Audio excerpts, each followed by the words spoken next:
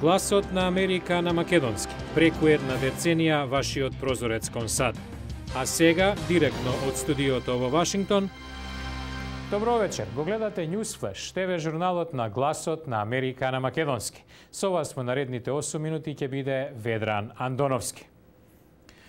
На почетокот, еве што ги полни насловните страници во САД во последниве 24 часа.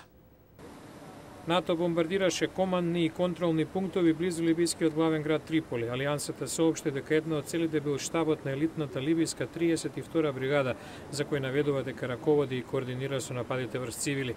Либиските државни медиуми јавуваат дека покрај Триполи биле нападнати и родниот град на водачот Муамар Гадафи, Сирт и регионот Ал-Хира, југозападно од Триполи. Надолна линија во тргувањето на берзите ширум Азија по вчерашната одлука на агенцијата Standard & Poor's да ја смени перспективата на американскиот долг од стабилна во негативна, токискиот главен индекс Никеј падна за речиси 1,25%.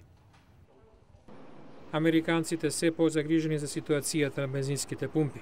Просечната цена за галон гориво е $3,83, а во некои сојузни држави мина преку 4. ОПЕК смета дека поскапувањето не се должи на недостаток на бензинот, туку на презаситеност и на шпекулации на пазарот. Американскиот председател Барак Обама издаде извршна наредба за засилување на економските санкции против Северна Кореја.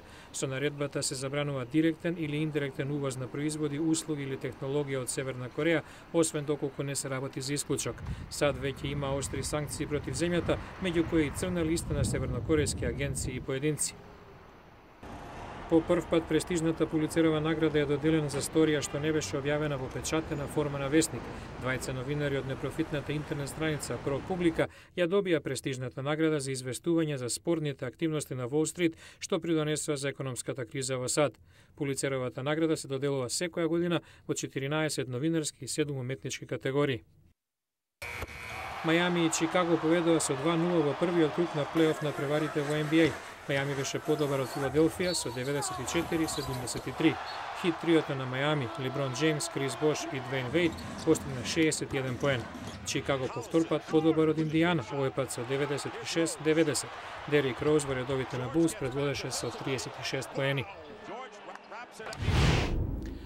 Во продолжение на Newsflash, според најновите податоци на Светската банка, храната лани поскапела за 36%.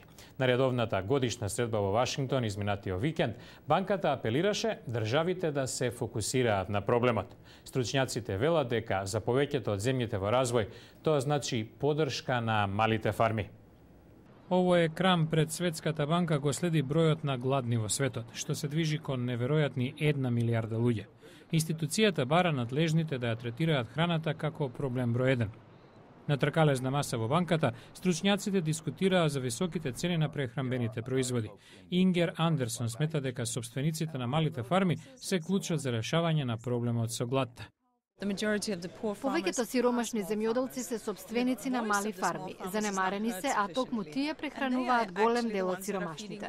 Линдвеј Маджеле Сибанда од групата Фанерпан, што ја анализира африканската политика, ги набројува предизвиците за малите фарми, особено во Африка.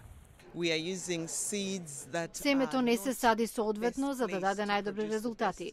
Почвата не се третира најдобро, а при наводнувањето 95% од посевите добиваат вода само од дождот. Руанда беше првата земја што се согласи на програмата на Африканската унија да издвои 10% од националниот буџет за земјоделство.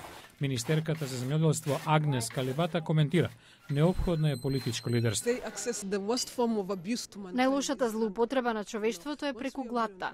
Треба да посветиме внимание на малите фарми. Стручњаците од Светската банка додаваат дека се потребни соодветни патишта за транспорт на продуктите и пласман на пазарот, како и заштита од препродавачи.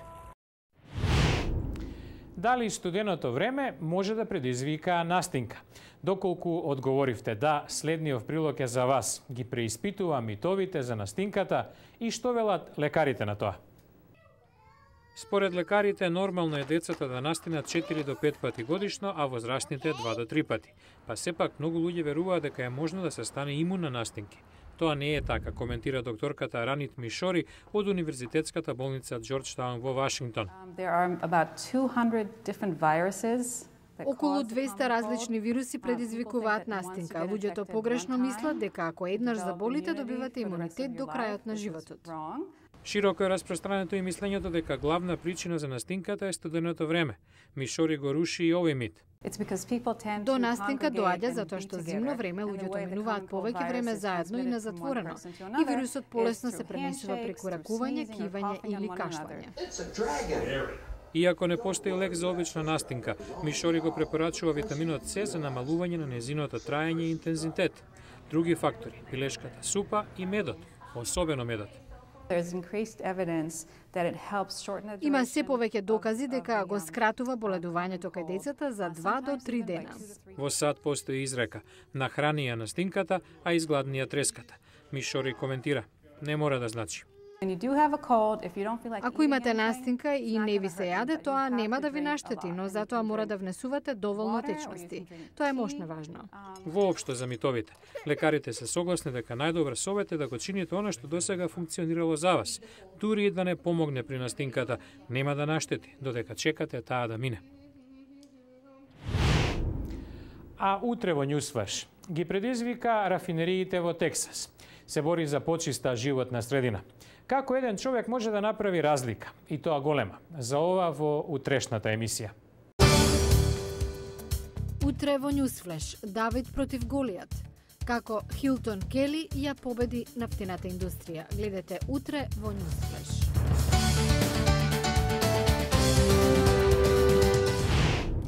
Го гледавте Newsflash, ТВ журналот на Гласот на Америка на македонски. Со вас во оваа емисија беше Ведран Андоновски. За повеќе содржини на Гласот на Америка, појдете на нашата интернет страница glasnaamerika.com. Од Вашингтон ви посакуваме пријатна вечер. Се гледаме утре.